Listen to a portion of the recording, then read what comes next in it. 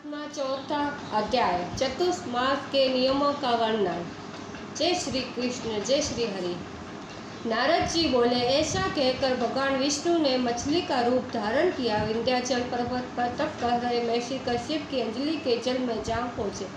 महर्षि कश्यप ने दया करके उसने अपने कमंडल में रख लिया। जब उसने बड़ा रूप धारण किया तो उन्होंने उसका कुएं में डाल दिया। जब कुएं में भी न समा सकी तो उन्होंने उस तालाब में फेंक दिया, और जब वह तालाब में न आ सकी तो उन्होंने इसे समुद्र में डाल दिया।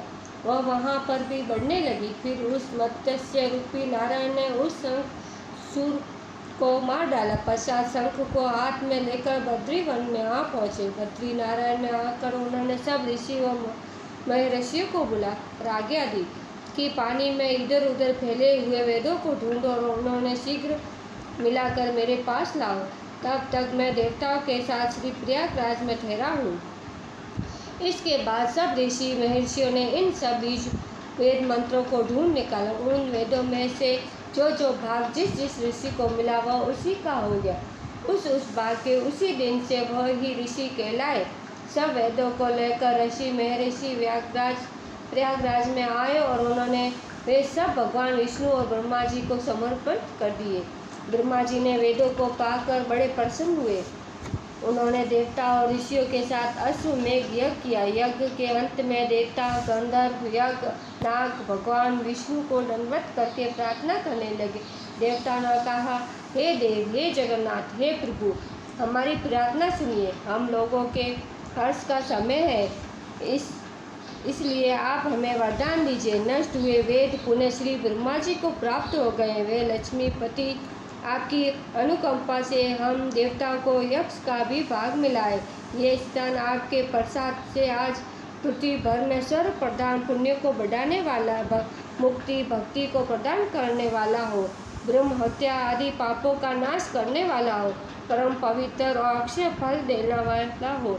ये वरदान हमें दीजिए। भगवान विष्णु ने कहा, जो कुछ आप लोगों ने कहा है वो मेरा भी ध्येय है। जैसा आप लोगों ने कहा कि ये स्थान आज से ब्रह्म क्षेत्र के नाम से पुकारा जाएगा। इस स्थान पर गंगा जी व सूर्य पुत्री यमुना जी का संगम होगा। मैं श्री ब्रह्मा जी सहित यहाँ पर निवास करूँगा। यहाँ पर किया हुआ जप तप तथा दान माँ फलदायक होगा। पहले जन्म में किए हुए पाप, ब्रह्म हत्या आदि भी इस तीर्थराज में स्नान करने से नष्ट हो जाएंगे। जो लोग अपने पिता आदि को वहाँ लाकर तर्पण व श्राद्ध करेंगे, उनके पिता मेरे स्वरूप को प्राप्त करेंगे। वे तीनों की मुक्ति को प्राप्त करेंगे। मकर संक्रांति पर माघ मास में प्रातः काल यहाँ आकर स्नान करने वालों के दर्शन मात्र से ही सब पाप नष्ट हो जाते। ठीक उसी तरह जिस तरह सूर्य के तेज से अंधकार का नाश हो जाता है। हे मुनिवर, मेरे वचन ध्यान से सुनिए। मैं सर्वत्र व्याप्त हुआ भी हमेशा बद्री नारायण में निवास करता हूँ। सैकड़ों वर्ष तक किसी दूसरे स्थान पर तप करने का जो फल मिलता वही फल यहाँ एक दिन में मिल जाएगा। जो मनुष्य मेरे उस स्थान बद्रिकाश्रम का दर्शन करेंगे वह जीवन मुक्त हो जाएंगे और उनके समस्त पाप नष्ट हो जाएंगे। सूत जी बोले, ऐसा कहकर भगवान विष्णु अंतर्धान हो गए। देवता गण भी अपने अंशों को वहीं छोड़कर चले गए। जो मनुष्य कथा को श्रद्धापूर्वक सुनते वह श्री प्रयागराज व बद्रिकाश्रम जाने पर स्नान करने का समान फल प्राप्त करते हैं।